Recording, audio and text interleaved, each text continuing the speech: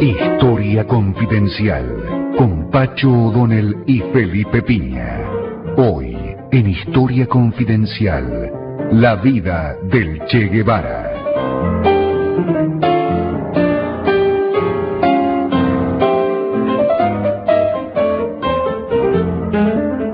Estamos en Historia Confidencial, Felipe sigue de vacaciones y tenemos hoy un programa muy interesante con Calica Ferrer, Carlos Ferrer más formalmente. Ustedes, muchos no han escuchado hablar de él, pues es una persona muy interesante porque ha sido nada menos que el acompañante del segundo viaje de Che Guevara por Latinoamérica. Se conoce mucho el primer viaje, inclusive se ha hecho esta buena película de Salles, sobre el primer viaje, ¿no es cierto?, que cuenta Alberto Granado, que vive en Cuba, y bueno, con Gael García, ¿no es cierto?, un buen papel, una buena representación del Che, el excelente trabajo de Rodrigo de la Serna como Alberto Granado. Bueno, Calica Ferrer ha hecho una difusión mucho más modesta, mucho más recatada. Yo lo encontré cuando estaba escribiendo mi libro sobre Che Guevara, generosamente se prestó a darme su testimonio, y eso de alguna manera lo puso sobre la superficie. A partir de ahí surgieron algunos reportajes, me acuerdo uno que te hicieron la revista Viva, también la revista 23 y demás, así que bueno, hoy lo tenemos en nuestro programa Historia Confidencial. ¿Cómo estás, Calica? Muy bien, Pacho, y te agradezco mucho tu invitación. Es para mí un honor vos vivís en Entre Ríos, así que te has venido justamente, especialmente para el encuentro. Me adelantaste el viaje. Sí, valía la pena. Valía la pena. Bueno, además, otra cosa, estoy muy contento, quiero decir, de estar en Radio Mitre, y quiero rendir un pequeño homenaje a Néstor Ibarra, que durante los 6 años que estuve trabajando en el norte, lo escuchaba todos los días. Como era un gran amigo y una gran pérdida, ¿no? Bueno, antes que nada vamos a repetir el mail de acá, que es historiaconfidencial@radiomitre.com.ar. También voy a dar mi sitio, que es www.o'donnell, sin el apóstrofe, con doble N y doble L, guión medio, es decir, el guión común, historia.com.ar. Hoy vamos a dar, en el próximo bloque, vamos a dar los ganadores del concurso de este mes. Y bueno, Calica, empezá a contarme, ¿cómo es eso? ¿Cómo lo conociste al Che? Lo conociste desde muy chico, ¿no es cierto? Claro, lo conozco desde que los Guevara fueron a vivir a Altagracia, buscando un clima para el asma de Ernesto, y recomendado por el doctor O'Donnell, tu papá. Exactamente. Ernesto Guevara, como le decía. Guevara padre, yo lo hablo así, Guevara, Ernesto padre y Ernesto hijo. Ernesto padre lo relata en su libro, de que por indicación de tu padre fueron a Altagracia buscando un clima propicio para... Claro, sí, yo me acuerdo que he visto la historia clínica que tenía mi padre de Ernestito, como le decía Guevara, y era un cuadro asmático muy grave que no respondía a los ineficaces remedios contra el asma que había en aquella época, y entonces le indicó que se trasladara a toda la familia a Altagracia, que era el lugar. Bueno, vos estabas ahí también porque tu padre era neumonólogo, ¿no es cierto? Era médico, era fisiólogo, era médico del pulmón. Casado con una porteña, mi madre, que había ido con una prima enferma a Altagracia. Se conocieron, bueno, y nacimos los 3 hermanos Ferrer. Era el lugar de los enfermos pulmonares, ¿no es cierto? Sí. Tal es así que cuando los trenes, me acuerdo que mis padres pasaban por ese lugar de Córdoba, la gente medio se tapaba la nariz o cerraba las ventanillas por el miedo al contagio. Sí, ¿no? Claro, la tuberculosis había hecho estragos en el mundo, y le tenían demasiado miedo. Mi padre no nos recomendaba tanto que nos cuidáramos, pero en cada casa de Altagracia, de las casas buenas, estaban todas alquiladas a gente de afuera, donde siempre, no, porque mis parientes asmáticos, si le daban asma o le daban pulmonías, no se animaban a parar a la palabra tuberculosis. Yo creo que esa estadía del Che, que fueron varios años, los años 15 años. Los psicoanalistas dicen que son los fundamentales, ¿no? Se forma la personalidad. Fueron muy importantes, otras cosas, porque creo que ahí empieza una formación ideológica de Ernesto, porque hay mucho exiliado español, ¿no es cierto?, que venían de la guerra civil, desde Manuel de Falla, Manuel de Falla, los González Aguilar, que era muy amigo. Fueron a parar a Altagracia y tuvieron la ayuda de los padres de Ernesto padre, Celia madre, de mi familia. Todos los González Aguilar fueron amigos nuestros, de manera que había una cepa,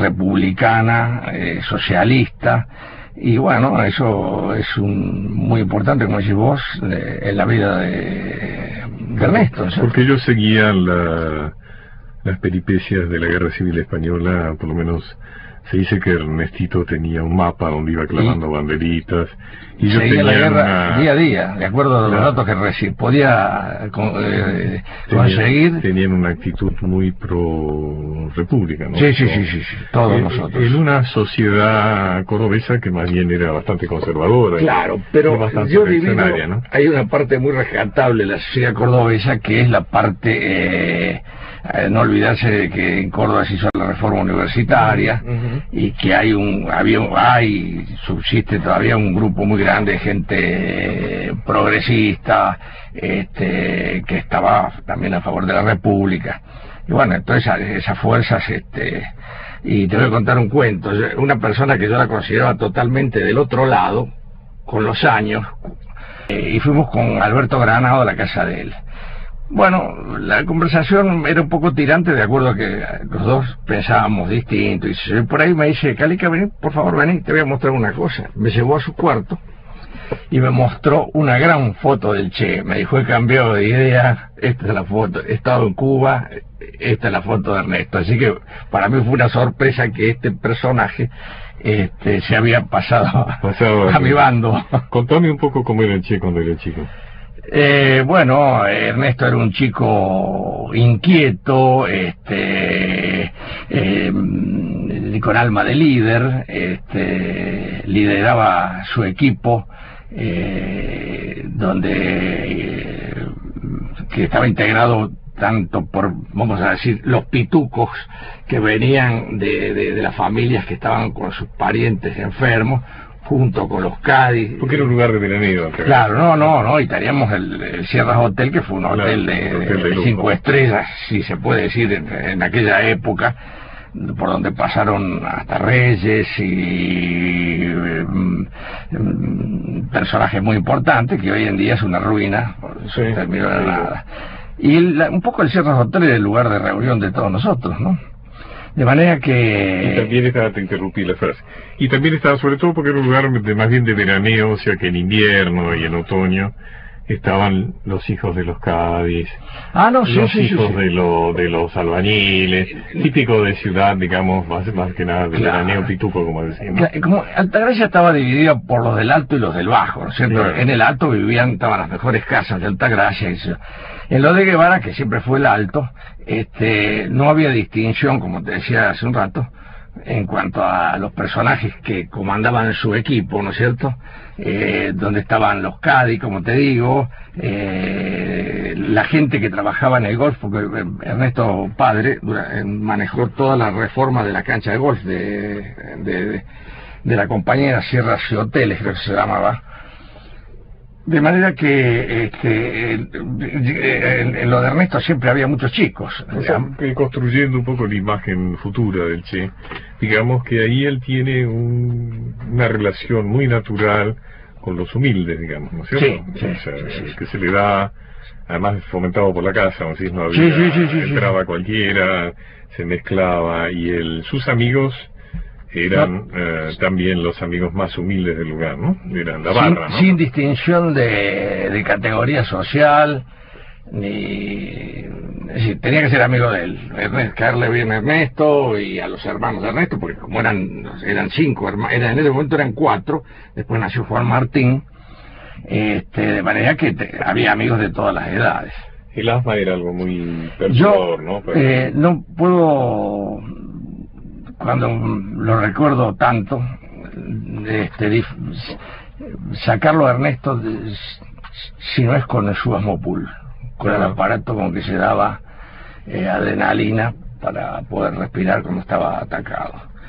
Bueno, y yo creo que tengo que decirlo, que las sierras de Córdoba, eso lo dijo Ernesto Padre, fueron un entrenamiento para esas piernas flacas, como se las describe él después con el tiempo, para hacer ejercicio, para trepar montañas, porque en esa época hacíamos todas esas cosas, ¿cierto?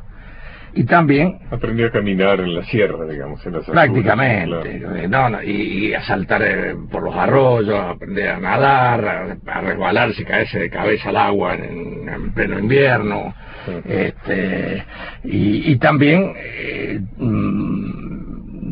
destaco que en una oportunidad Celia Madre dijo: yo, Ernestito, me quedé en la duda si lo hice bien en criarlo como lo crié, si lo dejé que hiciera la vida de cualquier chico, y no entre algodones, evitando que tomara frío, de manera que Ernesto... Porque digamos que el asma era muy fuerte, es decir, tal vez así que hubo algunos años que no pudo ir al colegio. Sí, exacto. Que no pudo ir a la escuela, digamos, ¿no? Exacto. Yo he estado, como vos sabés, investigando la vida del Che, y estuve ahí en la Higuera, donde es asesinado el Che, y conversando con algunas personas que estuvieron en ese día, y recuerdan a Che, cuando Che muere está con dificultades para respirar, ¿no? Claro. Entonces el asma es algo que lo acompaña toda la vida, sí. Y digamos que el Che anda por los lugares menos aconsejables para el asma, porque sus campañas de combatientes fueron en selvas húmedas y calurosas, ¿cierto? Tanto en Sierra Maestra como en el Congo, como en la zona ahí de Valle Grande, cerca de Santa Cruz de la Sierra en Bolivia. Eran todas zonas muy poco aconsejables, digamos, ¿no? Y ahora te hago una pregunta yo a vos. ¿Sabes algo de si cuando lo toman prisionero tenía todavía alguna medicación? No. Yo pienso que ya lo habría perdido todo. No, y una de las maniobras de la CIA, junto con, aconsejado el ejército boliviano, los Rangers, es que quitaron todos los remedios del asma de un radio muy grande. Mira, qué interesante. Y cuando ellos, una de las últimas acciones, que fue una acción verdaderamente casi suicida, cuando toman el pueblo de Samaipata, lo toman básicamente para ir a la farmacia para conseguir remedios. O sea que Ernesto estaría muy atacado. Tal es así que en el diario del Che dice, a pesar de que fue extraordinaria porque coparon todo un pueblo, que es un pueblo bastante una pequeña ciudad, digamos, inclusive donde había una división del ejército, había policías y demás, es una operación de comando realmente muy exitosa.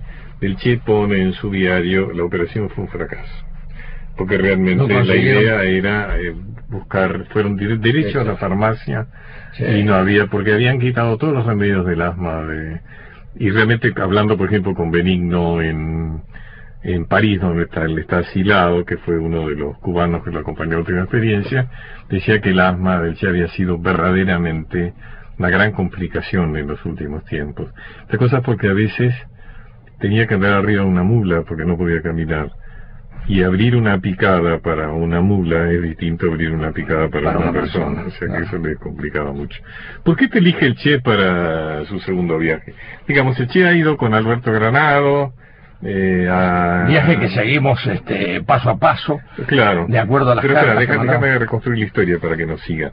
Ha ido con Alberto Granado, digamos, llegó a un cierto punto, Alberto Granado sigue a Caracas y lo espera en Caracas con un puesto en un hospital de leprosos, que es la primera vocación del Che, es aparentemente dedicarse a leprosos. Vuelve a Buenos Aires para recibirse de médico y vuelve a salir ahí, teóricamente para ir a Caracas. Destino Caracas. Bueno, ahí te elige a vos para acompañarlo. Sí. Ya no es en moto, sino que sale en un tren de tercera, de cuarta, no sé, hacia Bolivia. ¿Por qué te elige a vos? Esa pregunta me la he hecho, pero no tengo una contestación exacta. Pienso que como éramos muy amigos, pensábamos parecidos, físicamente, como él era apto para deportes, para como decía alguien que escribió sobre Che, era capaz de aguantar hambre, frío, con estoicismo, ¿viste? Eso era una condición que Ernesto exigía a sus compañeros, y paciencia, porque por ahí nos quedábamos varados y pasábamos un tiempo hasta que podíamos conseguir algo para seguir viaje, ¿no es cierto? Pero bueno... ¿Cuántos principios parten desde Retiro en tercera? En tercera.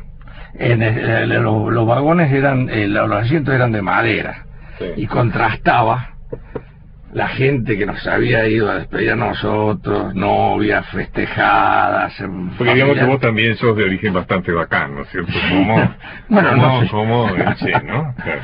Sí, y con la gente que iba, que viajaba normalmente, pero nosotros no, ya nuestro presupuesto era exiguo, de manera que nosotros no teníamos plata ni siquiera para pagar un pasaje de ida. ¿Alguien contó que parte del viaje Che lo había financiado con la venta de la moto, la famosa? No es cierto. No, yo te lo puedo asegurar que no, porque en ese momento la moto todavía estaba desaparecida. La moto la recupera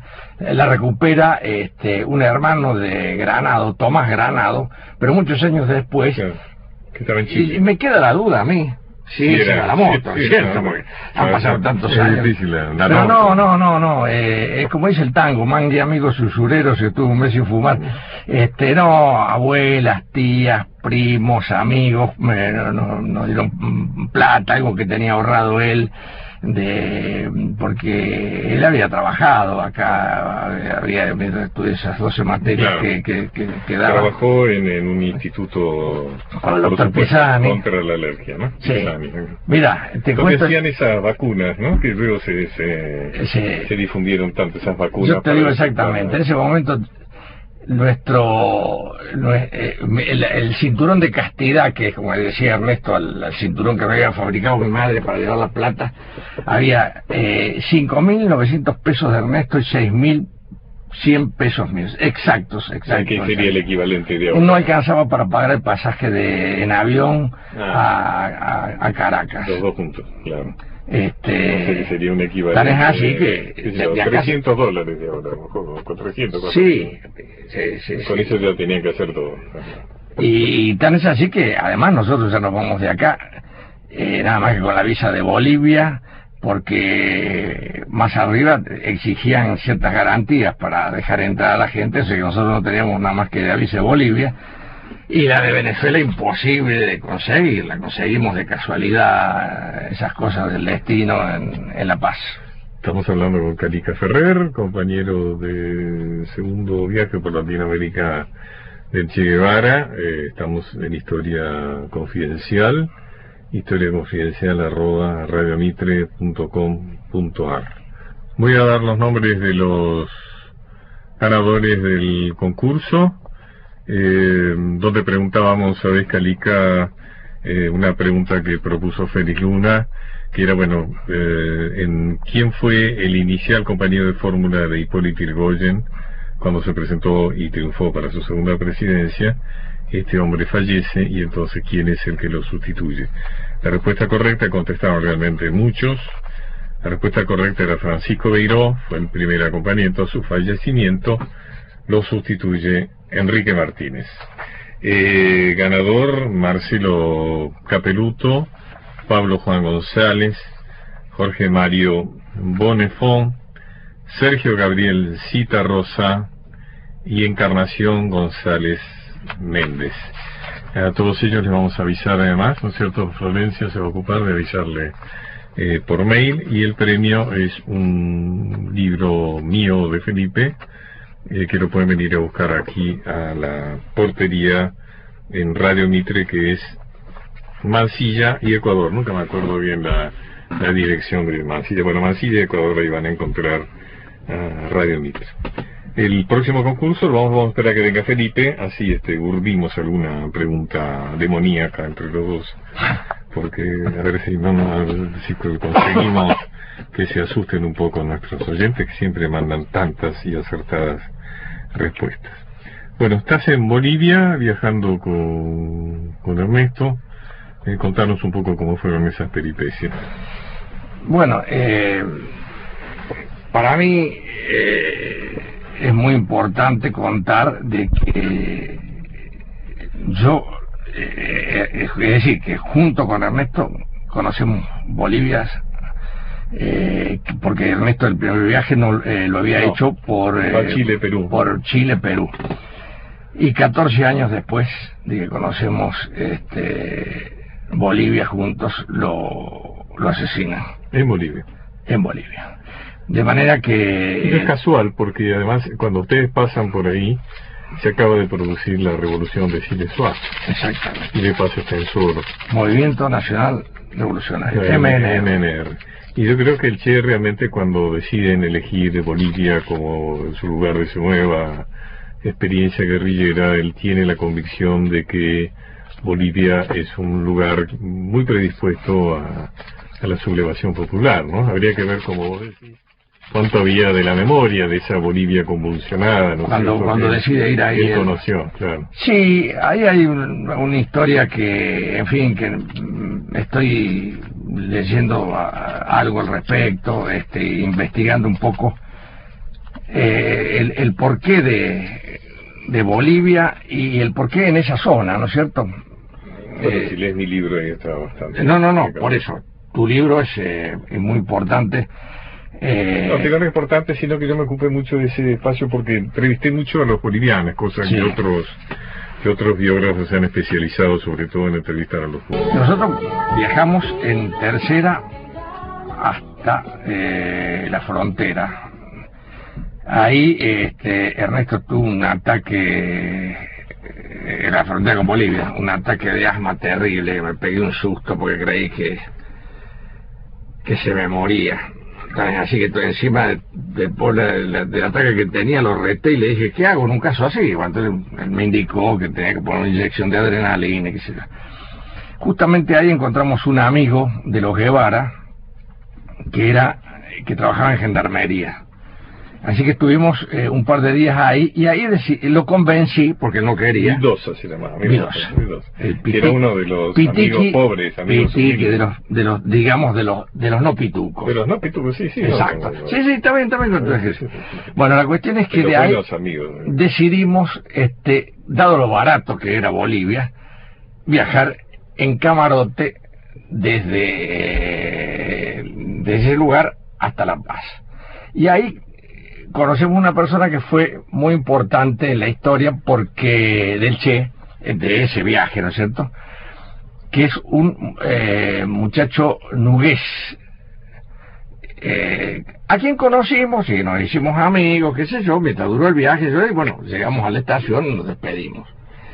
2 o 3 días después salimos con Ernesto a conocer el centro de La Paz, y nos encontramos con este chico nugués, que nos dijo, vengan a tomar un café, acá está papá, con un grupo de amigos. Resultó ser de que el padre había sido un importante personaje político antiperonista que se había asilado en La Paz. Este chico, su hijo, iba a visitarlo. Y nosotros, cuando nos sentamos con él, empezó, ¿vos qué sos? Bueno, vos sos Guevara Lynch. Tu padre es fulano, sí, pero íntimo amigo mío.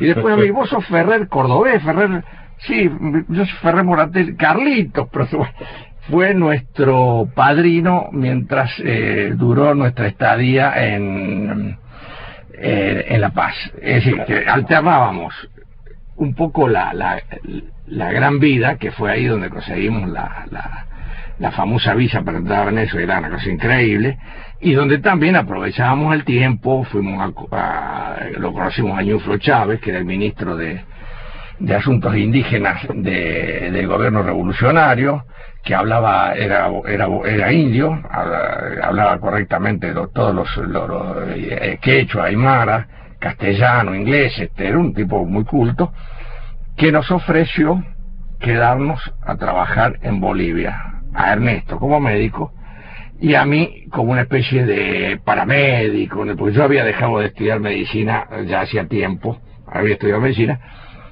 y bueno, con Ernesto resolvimos que seguíamos viaje a Caracas, donde ahí lo conocieron a Ricardo Rojo también. Ahí lo conocemos a Ricardo, en ese grupo con los Nugués lo conozco a Ricardo Rojo, que se había escapado de una cárcel acá en Buenos Aires porque era abogado de los presos políticos, se les había escapado a dos famosos comisarios que eran terribles, se llama Amorosano. Lombilla y Amorosano. Lombilla y Amorosano, exacto. La cuestión es que el gordo tenía su historia, ahí lo conocimos, y fue el primero que escribió el libro sobre el Che. No, tuvo una importancia, en fin, vos decís que lo que escribió Rojo no era demasiado. No, sí, por ahí se salta de la verdad, pero bueno, además el gordo está muerto, no puedo hablar mal de él, pero yo fui amigo de él, y él fue amigo de Ernesto. Al final ya no tanto, pero con él nos encontramos en La Paz, estuvimos con él, después nos encontramos en Lima, y después nos encontramos en Lima, Perú, en Guayaquil, Ecuador. La impresión de que Rojo tiene importancia en la decisión final que toma el Che. Rojo y los tres estudiantes de La Plata que ustedes encuentran en el viaje, es importante cuando en Guayaquil el Che toma la decisión de no ir. Tomaba la decisión de no ir a Venezuela, y el Che decide seguir hacia Guatemala. Irnos a Guatemala, donde se había producido el primer experimento socialista de Centroamérica, gobierno de Gustavo Arbenz. Y bueno, sí, ahí cambiamos de idea. Y es decir, en vez de seguir a lo seguro, esto es así, empezamos a buscar toda la fórmula para poder seguir a lo seguro, porque en Caracas los esperaba. Granado nos esperaba. Ahí estaba Alberto Granado. No, es decir, en Caracas, digamos. El médico que lo contrató a Granado cuando termina el viaje, el primer viaje, le había ofrecido ya a Ernesto prácticamente otro puesto como médico en el leprocomio de La Guaira, en Venezuela. De manera que seguro, yo iba en banda, pero seguramente tenía el respaldo de mis dos amigos, ¿no es cierto? Estamos hablando con Calica Ferrer, compañero del segundo viaje del Che, es una de sus primeras apariciones en superficie. Yo cuando contacté a Calica estabas en Entre Ríos, en el Parque Nacional del Palmar, y por razones lógicas, digamos, por todas las etapas difíciles que ha pasado la Argentina, nunca te había resultado demasiado fácil contar tu estrecha relación con el Che Guevara, ¿no es cierto? En Perú pasa algo interesante, ¿no es cierto? Cuando pasan de Bolivia a Perú, ahí ya empiezan ya en la frontera. Ya ustedes llevan algunos libros, ustedes ya llevaban algunos libros. Libros que nos había regalado Ñufo Chávez y otra gente. En Perú estaba la dictadura de Odía. Una dictadura terrible. Y entonces ahí ya empiezan a tener, ahí es cuando Che empieza a tener sus primeras dificultades, ¿no? Sí, no, pero nosotros, digamos, dentro de todo sabíamos que teníamos ¿cómo te puedo decir? La protección del doctor Pese, que era el jefe de la lucha antileprosa en Perú, y que tenía un grado más arriba que Odría en la masonería, de manera que, siendo un hombre directamente de izquierda, creo que era del Partido Comunista, no lo tocaban. Claro, Ernesto todo el tiempo decía, no lo nombres, que todavía no hemos llegado, como diciendo, cuidado, que podemos decir el PC, quedamos como zurdos, y entonces en ese caso no nos van a dejar seguir. Y ahora me hace acordar porque de la película, cuando Pese le da un libro, el borrador de un libro a Ernesto, y le dice, doctor, me gustaría que leyó el libro, y entonces Ernesto le contesta, no le contestaba. Entonces, ante la insistencia, le dice, sí lo leí, y mejor que siga en la medicina, dijo. Y Alberto Granado me contaba que se quería morir, porque el protector que tenían ellos era este tipo, y este tipo había descartado sus dotes literarias. Eso tiene que ver con una característica del Che, sí. Muy frontal. Exactamente. No, él decía la verdad, lo que pensaba, no se guardaba nada. Y eso ese relato es demostrativo, es fantástico. Así que Petiso Granado lo quería matar después. Seguramente en el viaje que hace con vos el Che empieza bueno, seguramente ya había sido en el primer viaje, pero empieza a ir transformándose en lo que después era el revolucionario, ¿no es cierto? ¿Hay alguna circunstancia que vos recordás en la que el Che se impactó, digamos, por la miseria y por la desigualdad americana? Sí. Él ya me había contado del primer viaje, y claro, es distinto conocer un país yendo a un muy buen hotel y tomando excursiones donde vos alternás con gente que vos lo conociste en Bolivia. Es distinto salir a caminar y vivir. El otro día leí un comentario sobre Pereira, que es un lugar donde están los jugadores de fútbol ahora, el sub-20. Es terrible la miseria. La gente dice, por favor, dame algo para meterme en la panza. Eso lo vivimos nosotros. Todo eso Ernesto ya lo había, asimilado a su ideal, a su futuro de vida. Y bueno, pero yo creo que hubo un hecho en Bolivia, en una mina, que se llama la Bolsa Negra, que queda en el río, en el monte Illimani, donde vimos el lugar donde ponían la ametralladora los dueños de la mina y contestaban a cualquier pedido de aumento de mejora de condiciones, aumento de sueldo, directamente los ametrallaban. Es decir, vi el lugar donde estaba la ametralladora y me lo contaron los mineros. Eso nos impactó, porque después comentamos esto y bueno, ya se nos paraban los pelos pensando en cómo se manejaba América. Además, otra cosa, por lo menos la Argentina, que él conocía mucho más que yo, porque había hecho muchos viajes, había hecho viajes en barco, había hecho viajes en bicicleta con motor. Él había conocido, yo también, en Altagracia había pobreza, pero no a esos límites que hay en América.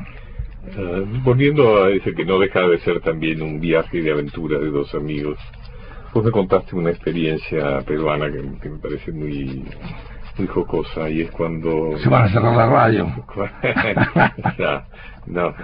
Cuando los llevan en el tren, cuando los llevan presos en el tren. Contá eso, que es interesante. Bueno,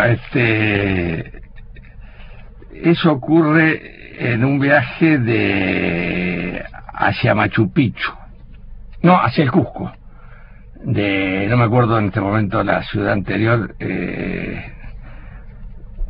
y nosotros habíamos visto cómo metían a los indios, los mismos peruanos, en los vagones que según ellos eran eran vagones de ganado. Y por lo general, en fin, se habían tomado una copa, pateaban los chicos, las mujeres con bebés, qué sé yo, cerraban la puerta y seguían tomándose los tragos, paraban en un pueblo, se notaba la mano de la gente que decía, abran la puerta, y no, le daban bola y seguían. Como nosotros ya estábamos muy escasos de plata, quisimos, fuimos a sacar pasaje en segunda, porque dijimos, bueno, nosotros no va a pasar nada, me da una patada, se la devuelvo, ¿no? Y el ventanillero, el tipo que vendía, digo, no, ¿cómo les voy a dar un pasaje en segunda a ustedes? Esto es para los indios, ustedes no pueden viajar acá, el otro. Bueno, ya Ernesto se enojó, dijo, no, yo creo que me vendas el pasaje. Por ahí, bueno, el tipo harto dijo, muy bien, yo le vendo el pasaje, problema de ustedes. 2 pasajes en segunda. Bueno, estábamos ahí alrededor de la estación y por ahí se presentan 2 tipos.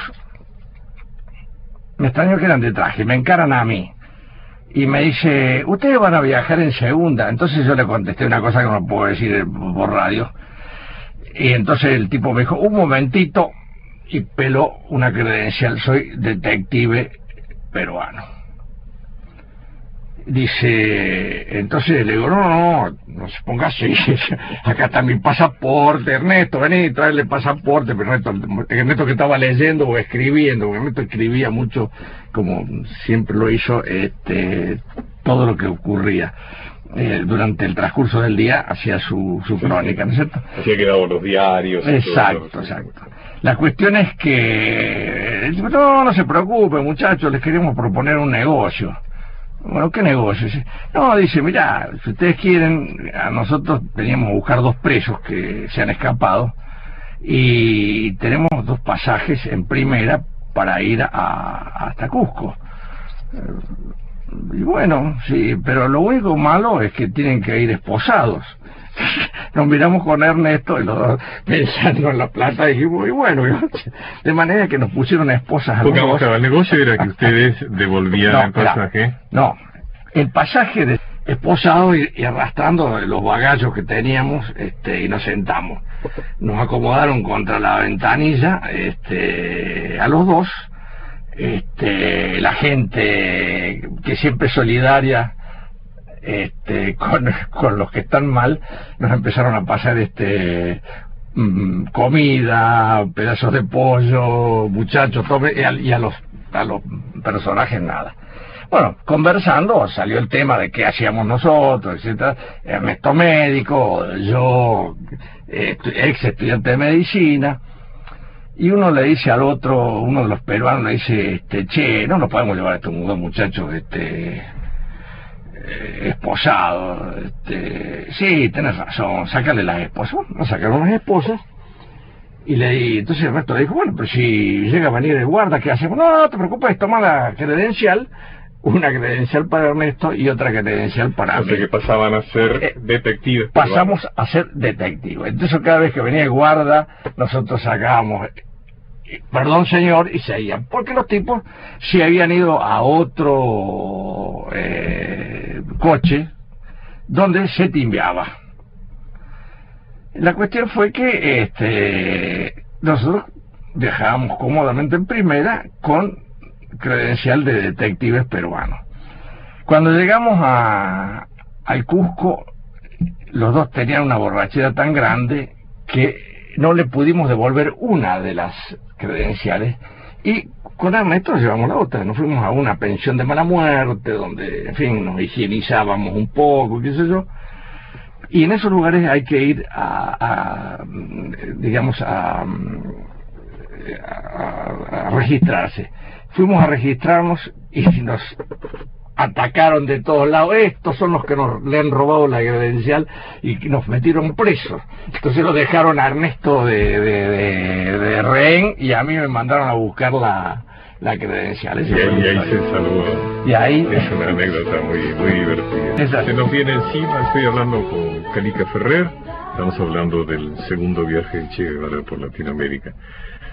Bueno, después llegan a Guayaquil, ¿no es cierto? Y ahí se separan. Claro, no, en Guayaquil estaba el Gordo Rojo con 3 estudiantes de La Plata, que uno resultó ser hermano de presidente de la Federación Universitaria de Córdoba, que era García, hermano del Chivo García, gran amigo mío, de manera que éramos como hermanos.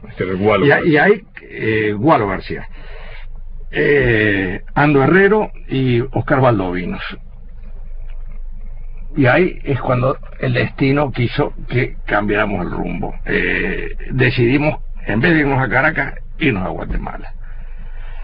Y ahí ocurrieron algunas cosas que hicieron que Ernesto se fuera en el segundo viaje, que se hizo en un barco bananero, y yo siguiera viaje por tierra a Quito, porque mi destino era ir a jugar al fútbol ahí. A Quito. Cosa que no ocurrió, y después seguí para Caracas. Y después llegaste a Caracas, y se fue Guatemala, México, Cuba. Es decir, con la segunda parte del viaje la hace con Gualo García, es cuando llegan a Guatemala. después ahí es donde cambia la vida, y que seguramente todo eso ha ido preparándose durante esa etapa del viaje con vos, ¿no? Es claro. Sí, hay que creer que las circunstancias también son muy importantes en el destino de las personas. Y él fue, pienso que buscando y aprovechando esas circunstancias para hacer lo que a él le parecía que tenía que hacer. Bueno, Calica, muchas gracias. Carlos Ferrer, muchas gracias. Ha sido todo esto muy interesante. Seguramente quedan tantísimas cosas para contar. Sí que estás preparando un libro, así que esperemos leerlo pronto. Bueno, vamos a repetir rápidamente el nombre de los ganadores del concurso. Encarnación González Menéndez, Sergio Citarrosa, Jorge Mario Bonefón, Pablo Juan González, Marcelo Capeluto. Felicitaciones. Bueno, y hasta el próximo sábado en Historia Confidencial. Creo que ya lo vamos a tener a Felipe con nosotros. Historia Confidencial. Operación técnica, Rubén Sandoval. Puesta en el aire, Claudio Díaz Colodrero. Edición, Javier Guzmán, Fabián Palacios.